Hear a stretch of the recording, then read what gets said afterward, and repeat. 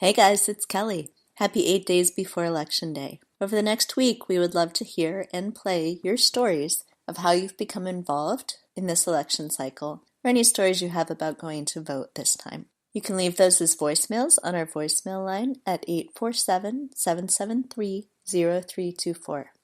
And stay tuned for details about our live show on election night, Tuesday, November 6th, 8 to 9 p.m. Central. We'll have results, analysis, and some special guests. You won't want to miss it.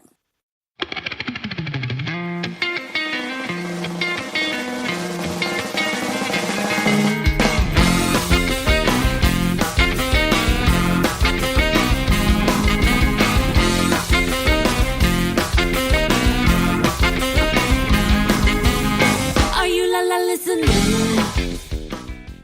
Hi everyone, this is Kelly with Two Broads Talking Politics. I'm here with Sophie, who's returned from her weekend of canvassing. Hey, Sophie. Hey, Kelly. I'm tired, but I made it. It wasn't as scary as I thought. Good. And joining us tonight is Daniel Nichanian, who is a fellow at the Justice Collaborative, and he also edits the Appeal Political Report that some of you may have seen recently, and a lot of our listeners probably know him best on Twitter as Daniel. So, hi, Daniel. Hi, it's great to be with you. Yeah, thanks so much for joining us. Yeah, thanks for having me. Yeah, so maybe could we start with just, could you tell everybody just a little bit about kind of your background and how you got to what you're doing now? Sure. So I think a lot of people who might have heard of me, and the reason I guess I'm here is I've just been very attentive to various sorts of elections, and I'm very excited to talk to you about everything that's happening in, I guess, only in 10 days now. I think it's right around the corner, the election. But so my background, I did a PhD in political science at the University of Chicago, and I was a postdoc in political theory after that. And for the past few months, I've been working at the Justice Collaborative, which is an organization that works on criminal justice reform, and that's actually a very interesting intersection between the things I said, because criminal justice reform is very much something that is at stake in elections across the board, VA elections, sheriff elections, referenda, but it's often not necessarily visibly so. We often sometimes miss the importance of that, and so it's been very exciting to really get to try and bring that out on Twitter or in the writing or editing I am now doing on these issues, and so hopefully we'll get to talk about some of all that as well. Yeah. So for real background, I not everybody knows this who listens, but I work at the University of Chicago, and so I sort of knew of at least Daniel. Right. And I was in a Twitter DM room during one of the special elections, and everyone was like, "Oh, this guy's got all the best info. That that's who to follow." And I was like, "Wait, I know him." So yeah. So I think that's how the people that I follow on Twitter, I'm friends with on Twitter, sort of know of you as this sort of really deep knowledge of kind of all of the races that are going on around the country right. At any given time. And, this is certainly the first year of my life that I've ever paid any attention to special elections. I mean, I think that's sort of a new pastime that a lot of us have now that we didn't in the past. So, I spend a ton of time looking at things like New York Times polling and Ballotpedia and stuff. But I'm wondering how you are tracking all of this, how you sort of pay attention to everything all at once. So could you, maybe sort of talk through how you got to this level of sort of knowing everything that's going on in the country?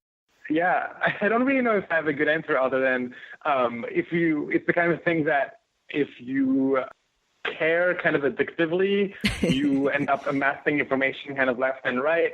And, it's not, I don't necessarily have a method to the madness. I don't know if there's really a madness to it, but it's just, I think it's just paying, I think it'll depend. Like some of this stuff is much easier to get information about what's happening for control of Senate or House, obviously, right? Or where the hotspots are. But then when you look at state level information, I think if you want to be kind of attentive to what's going on at the state level, there's a lot of resources. I think you mentioned a few, the illegal elections, also has very good coverage of everything that is down the ballot. But just Twitter, I think more generally has, if you follow broad enough people, you get so much information of what's happening around the country. But I think specifically I think a lot of what I've been doing in recent months has been kind of trying to myself create that level of attention and breadth to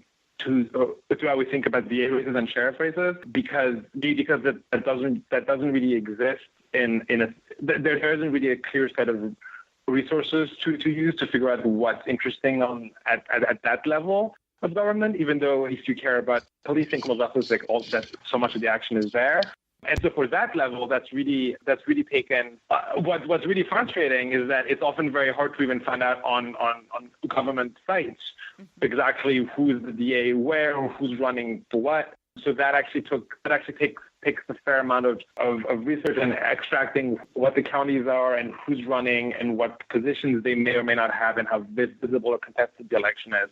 So yeah, and I maybe I'll plug I have this spreadsheet online, what's on the ballot.com, where I've just kind of tried to bring everything together, which is also a way, when you think about all this stuff so much, it's just a way to put everything together in one place to kind of remember everything that's happening, because there's hundreds of elections that are actually very, very, very interesting. And so it's a good way to just remember, oh yeah, there's an important auditor race in Ohio that's actually important for this particular reason or something like that.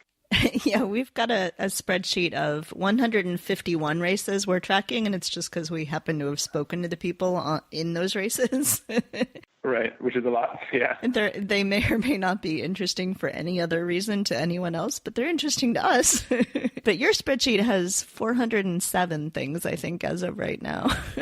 As of right now, it's growing. No, and I think maybe the last thing I'll say to that is that I think when I launched it at 340, and I think I've added some myself. But what's great about Twitter and social media is that a lot of people is that I kind of did a call for ideas of elections that are happening at the county level that are very important to people who are living in those counties, and that they would want to make a case for why they're important or why other people should know about them.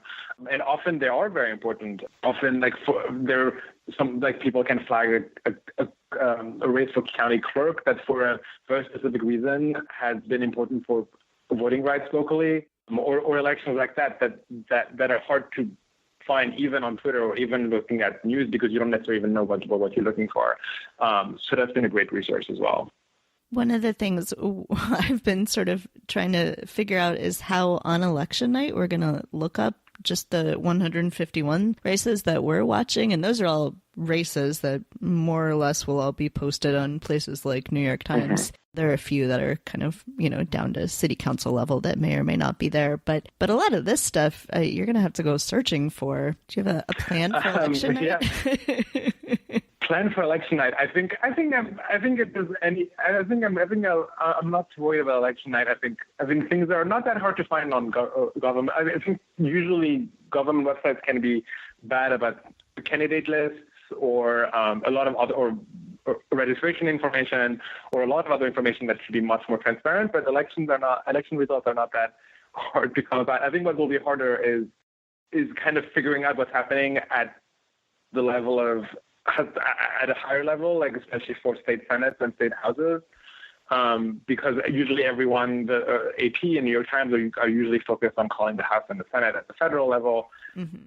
and so it's easy to. It's kind of that's a little harder to pay attention to who's controlling these state senates and state houses. But I think, as you said, I think a lot of people are very excited over the past couple of years by special elections at the state house and state senate level as well. So I think there'll be a little more attention this year, and hopefully I'll try and make some calls and predictions as well on election night. We'll see. What are you doing on election night in terms of covering all this? Well, so we're doing a live show. So, hey, everybody who's listening, we're doing a live show, still a little bit in the works.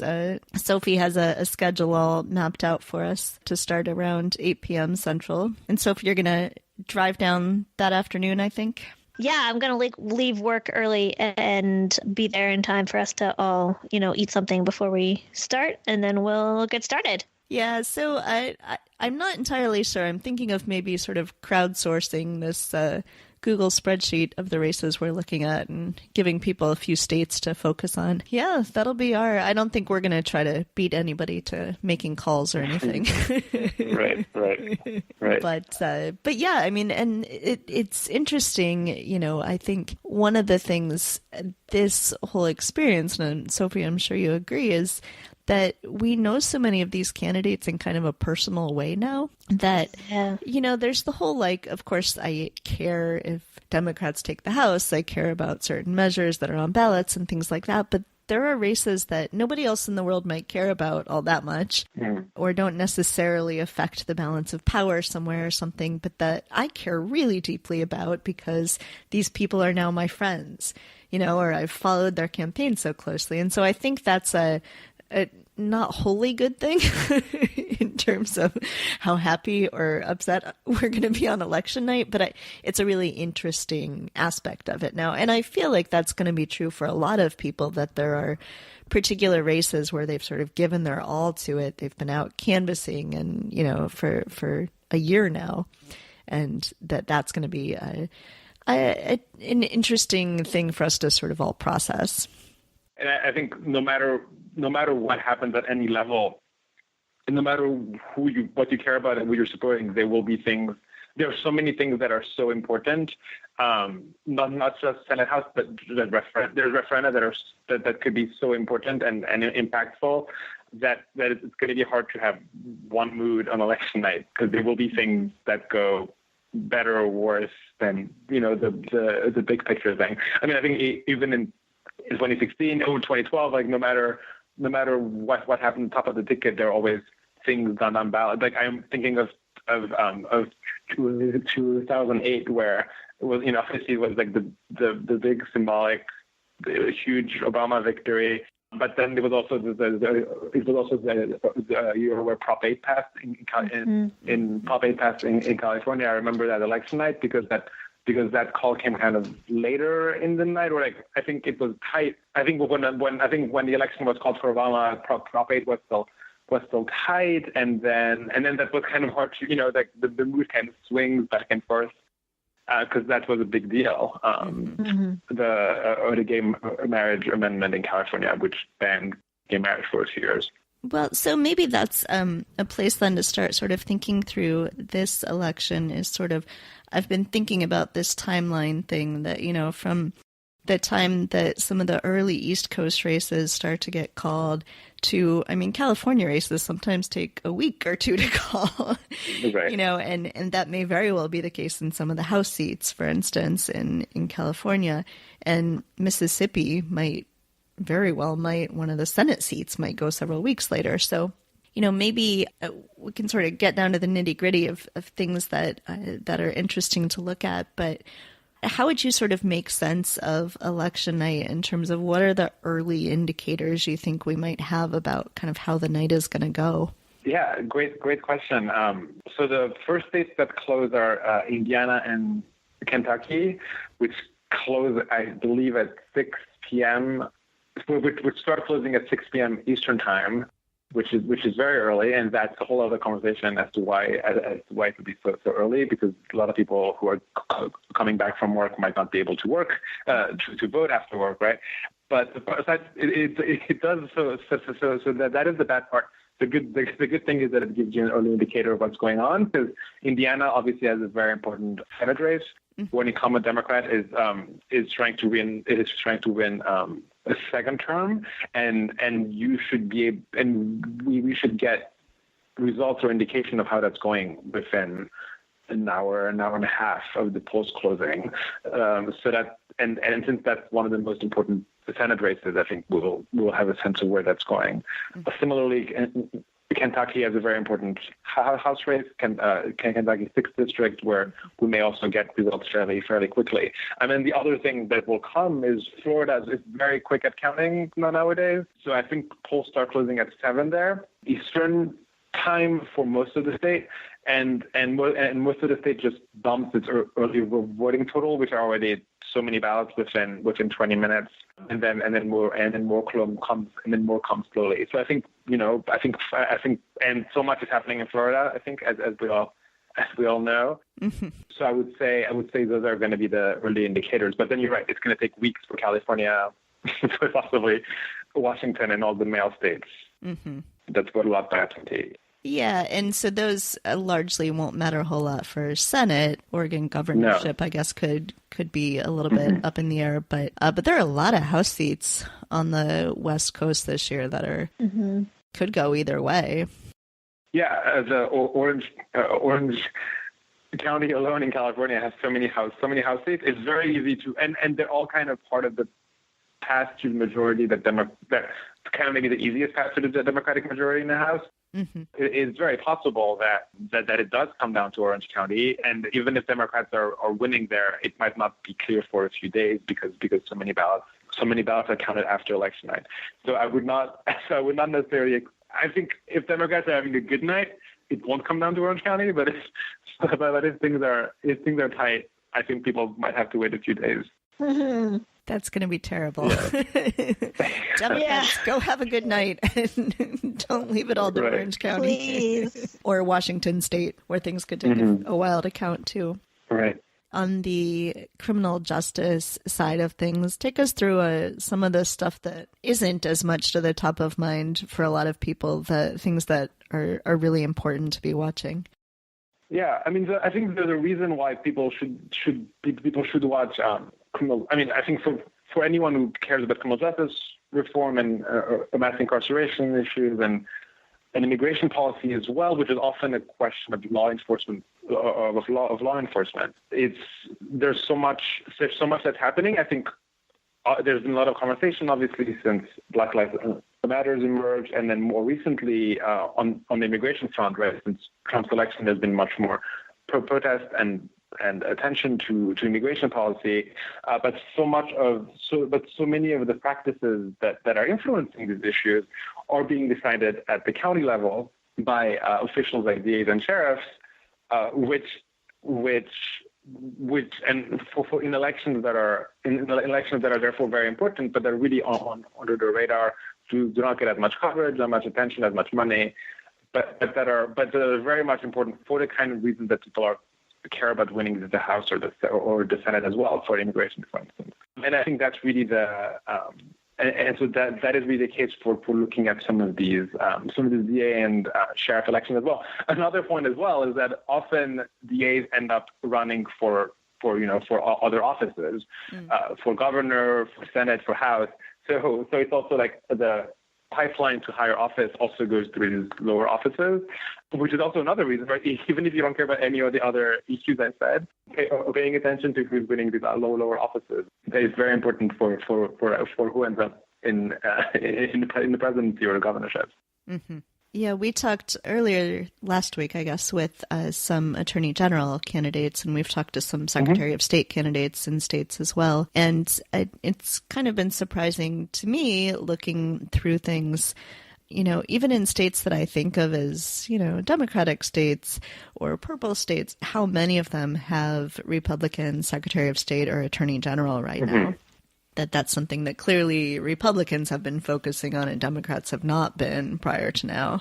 Mm-hmm. Yeah, I think that sounds. I mean, also, so many of them have been elected in years where Republicans did particularly well in 2010 and 2014, and that's. I mean, so much of the lower level government has been decided in these very Republican years. And the result has been controlled by the Republican Party of so many levels of government.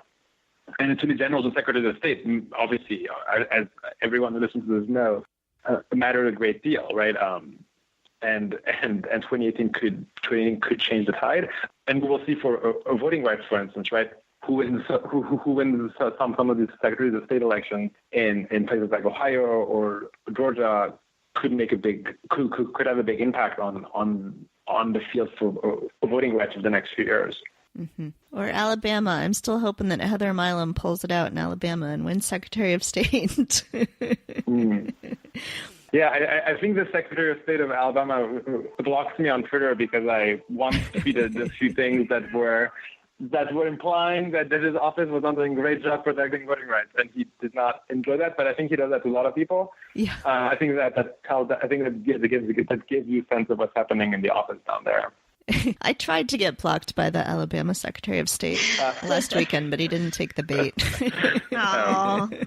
I'm sorry about that. It seems like a badge of honor at this point to. Yeah. What are some of the ballot measures, referenda, things like that you're watching? Oh, there's just so much. I could talk about a lot of things. I'll start with the one that maybe I think is the most obvious and probably the most people listening know about. But Florida's Amendment 4 is the one that immediately springs to mind when I think about referenda this year.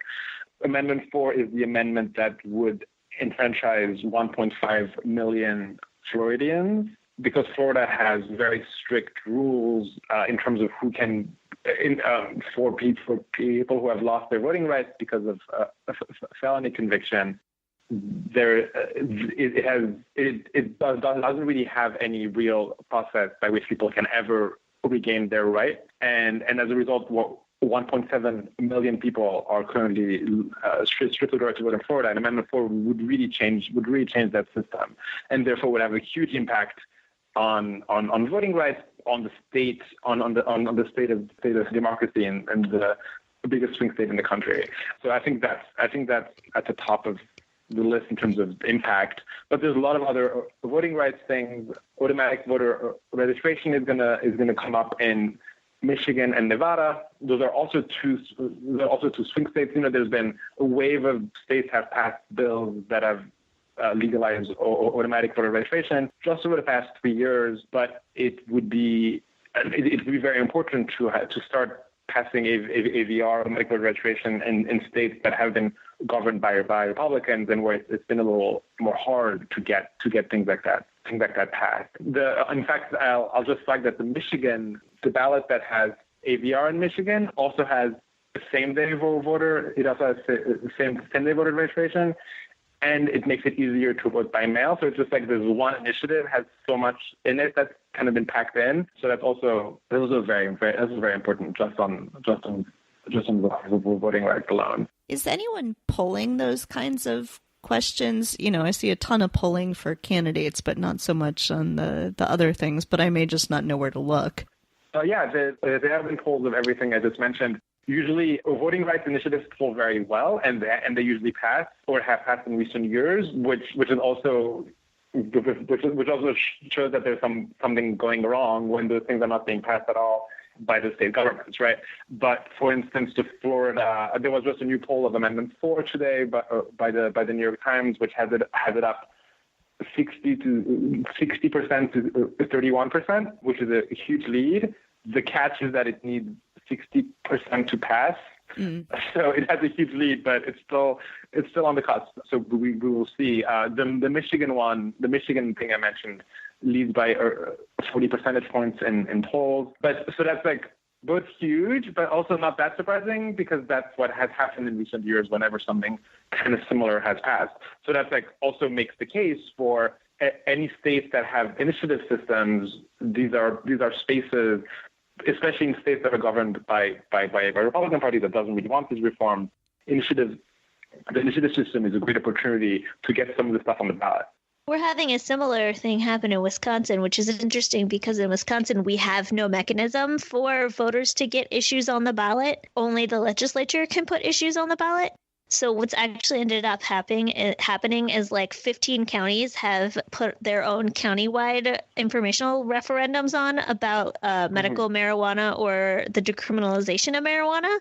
so that it sort of is a similar thing to having a statewide referendum, even though we can't have one because the state legislature has refused to put it on the ballot, isn't interested, and the governor refuses to be involved in that as well. So we're sort of trying to do something like that to overcome the legislature, but it's even harder because we have no mechanism to have a statewide ballot initiative. Do you think there would be pressure on the state government if a lot of the if the yes wins a lot of the counties? I guess it might put some more. It might draw attention to it and put pressure on the next governor. I think it depends on how many counties and which counties vote yes. Mm-hmm. I think if just like my county, Dane, which is where Madison is, and Milwaukee pass those bills, then the legislature will be able to say, oh, it's just those, liberal city people. But I think if the more conservative counties also pass it, I think that it really will put pressure on them because they really do have to at least pretend like they're interested in what people in the rural counties want. Well, just there's also a referendum on marijuana in Michigan, and this one is a mandatory, is a binding referendum. So this one would go through if it passed. It also polls very well. Again, this is the kind of thing that has passed elsewhere. So that would also be a huge change in Michigan if it voted to legalize marijuana. So I'm wondering a little bit, even these places that have binding referenda, presumably some of these types of things would go through right away. But, so I live in Illinois and we have supposedly automatic voter registration, but it's never really been implemented. So we have right now a Republican governor, although a Democratic majority in the state house and the state senate. And so, there's this weird, things happen, but don't totally happen. Mm-hmm. Hopefully we'll have a Democratic governor soon. All polls seem to indicate that. But, I wonder how much pushback there will be on some of these things, by state government, either at the executive or the legislative branch that doesn't necessarily agree with the things that are voted on. Oh yeah, you're very right that's often been a big issue, and that's also a big problem because if you believe in elections having consequences and in democracy, right? If something passes through a referendum, it should the fact that elected officials are so resistant to implement it is a big issue. So in Maine last year, the Medicaid referendum passed overwhelmingly, and then the governor has still blocked it over the past year. But and there's been a big issue around that. It's gone to court, etc. So that's something to be very attentive to, and that's also why a place like Michigan, the identity of the new governor or other officials will impact how easily the referendum is impacted. I do want to note, though, that in Illinois, I think the problem with automatic voter registration has also been the Secretary of State, who was the Democrat, Jesse White, had missed. He's the one who missed the deadline to implement AVR this summer or a few months ago. I forgot when it was, but he missed it. And what was particularly irritating when I read articles about it is that he didn't really seem to own up to it, and he was claiming that it had been sort of implemented because he had done this other change to the voter registration system by kind of making the existing system easier, and he seemed to think that was automatic voter registration, which I don't know if he was being sincere or not, but that is the kind of thing that really irritates me because it's unclear whether he knew what he was saying and B, because it's so important to have officials who know what to do to improve voting rights. And we've seen in state after states when Republicans have taken power and they've passed laws to restrict voting rights. And it's particularly important for Democrats to go in with a proactive agenda to increase voting rights and build on that. So it's particularly frustrating when it kind of comes down to that. Yes, for anyone who is looking to primary a Democrat in Illinois, Jesse White is 84 years old. He's running again this term and really should have been primaried. But in any case, he was not, and he will almost certainly be reelected in November. I'm not even sure if he's opposed, actually. It'll be interesting, too, to see if some of these ballot measures increase turnout in some of these places. So places with expanding Medicaid, places with marijuana legalization. You know, I'm curious whether that will drive turnout and whether that will drive turnout, you know, especially among for the marijuana as among younger people. You know, when we did our North Dakota candidates, that was certainly something they mentioned, that legalizing marijuana may drive more people out. And in a place like North Dakota that doesn't have that many people living in it, it doesn't take that many votes to win. So a change in turnout could definitely be meaningful. Yeah. Well, we kind of saw this dynamic a few months ago because there was supposed to be a vote in Missouri in November about the right to work law that Republicans had passed, and it was supposed the unions organized a veto referendum, right, to veto a referendum that would overturn the right to work bill, and Republicans moved the referendum from November to August. In something that, and I remember now, I don't remember the exact statistic, but the state papers were writing that it was unprecedented or quasi unprecedented to move the referendum like that. And at first it looked like they were doing that because they thought that it'd be easier to win the referendum. I mean, to be easier to beat back your unions in August because people would be less mobilized. But then I think the more likely possibility is they thought that the higher turnout by unions or the mobilization around the referendum would have an impact on all other races in Missouri. And, you know, Senator Claire McCaskill is up for re-election there in 2 weeks. And that may have been a way to kind of let her not benefit from that, from the action around that referendum. But we will never really know what would have happened because they moved it. So on my list of other things to watch is what, if any, effect ranked choice voting has in Maine. So I've been particularly looking at the Maine 2nd District because the only non-Democratic candidate we've ever had on is Tiffany Bond, who's running as an independent in the Maine 2nd District. And you know, in most places, I'd be worried about an independent pulling votes, you know, from one side or the other. But in this case, ranked choice voting, in theory, means that, you know, you could have an independent who runs a strong campaign and it actually helps the Democrat or the Republican. So I think that'll be interesting to watch play out. Are there any other sort of odd things like that you're going to be keeping an eye on? That is a good one. I think, I mean, there's a lot. I mean, there's a lot of like odd little things to keep an eye on that are kind of away from the spotlight. Like Alabama is having 2 referendums at the local level to bar sheriffs from take money that is meant for food in jail and just keep the money because that's kind of allowed in Alabama. And so 2 counties are going to vote on whether to bar that.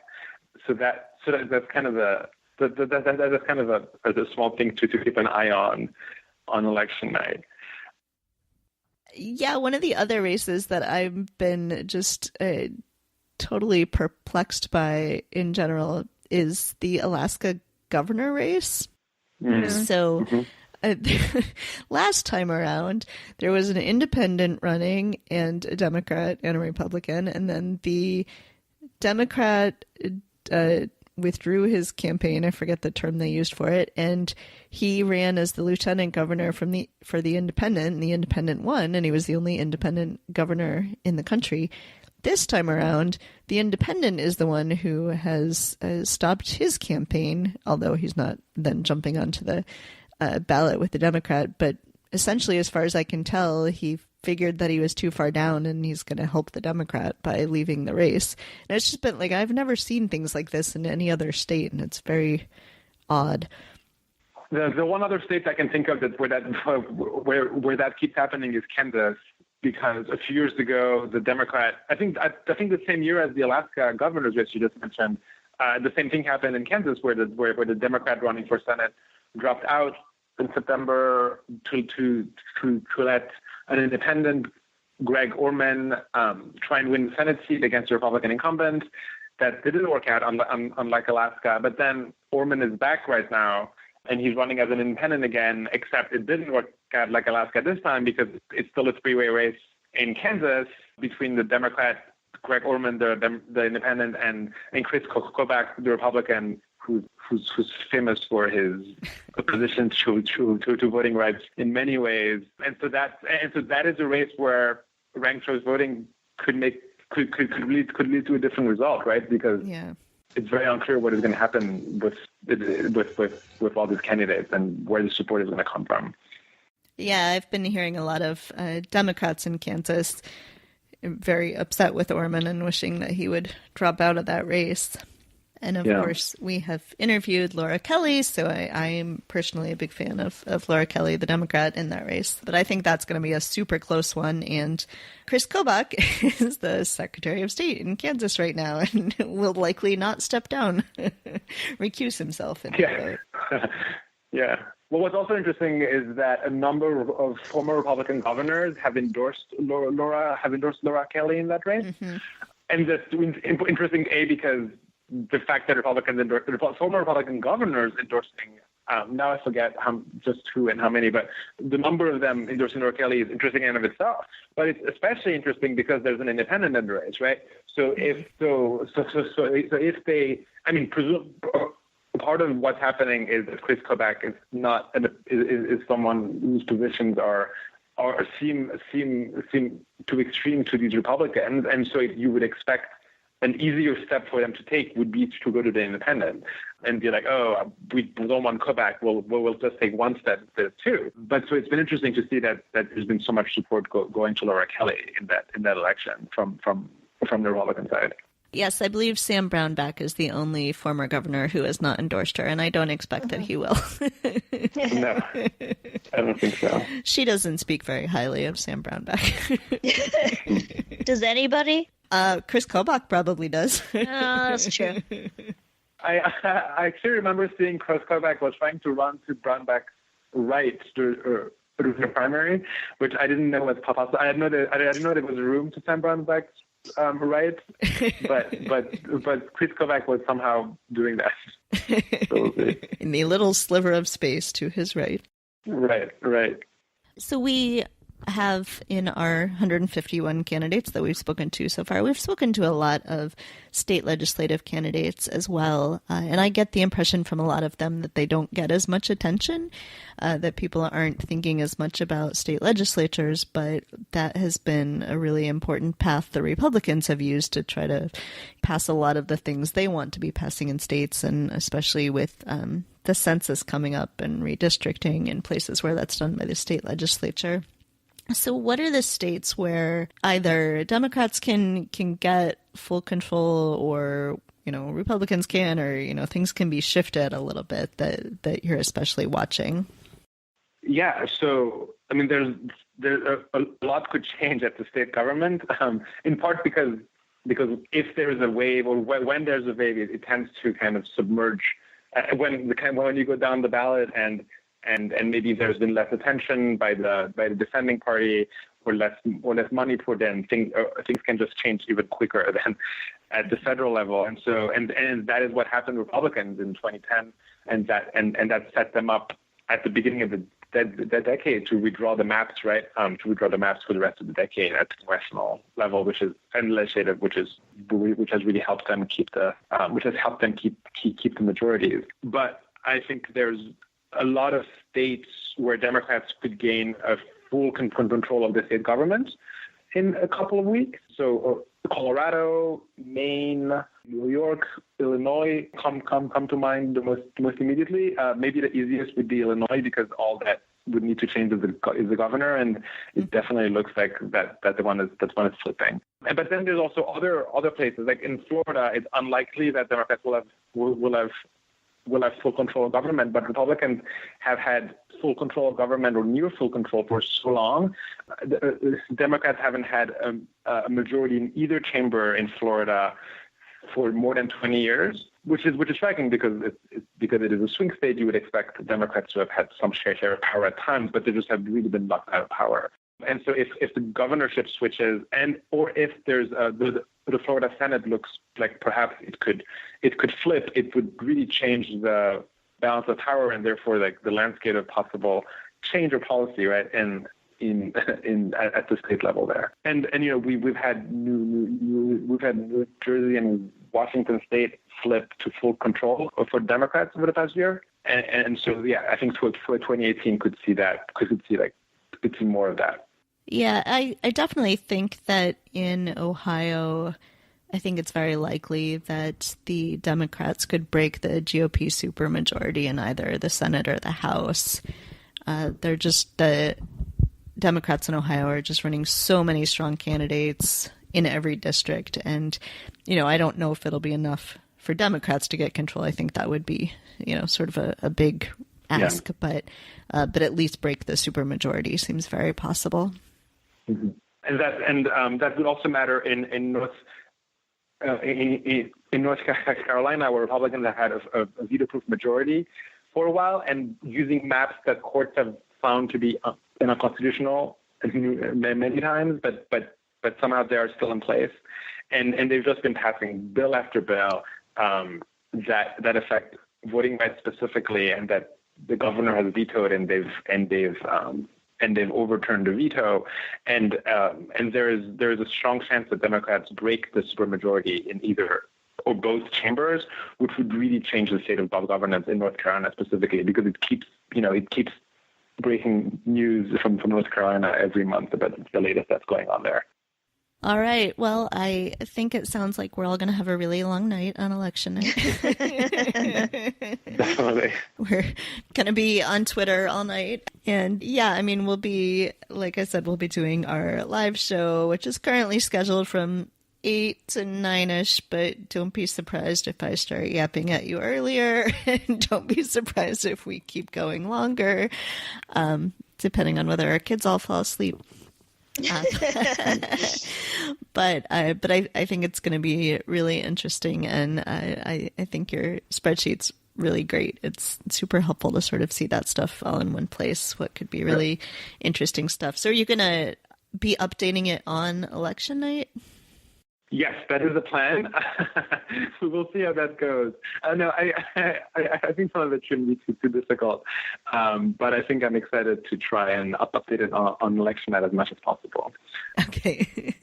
I think I will say that if things aren't going well for Democrats at the federal level, and you want to get some good news somewhere, I'm sure there'll be some good news somewhere in the country on the spreadsheet. There'll be at least one thing that goes well for Democrats somewhere, at the very least, if not more.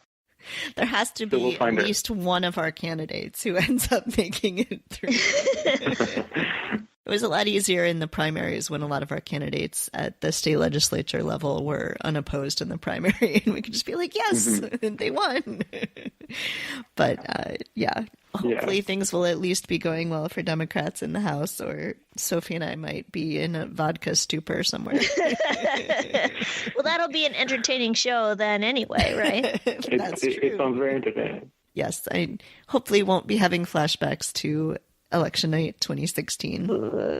We had let my now 7-year-old, then 5-year-old, I guess, stay up late to watch the first woman president be elected. And at some point, we were watching the New York Times Needle and realized what was happening. And I was like, let's watch some Star Trek. And now go to bed, and we won't tell you what happened. So hopefully it won't be quite that bad. All right, on that note, not quite that bad. Go forth, everybody. And so over the next week or so until the election, we'll be bringing you lots of as yet unplanned episodes as things. We're going to try to get a lot of people from the Twitter resistance on talking to us about the things they've been doing. I'm going to be doing some updates from Illinois 14, and we'll all roll into election together.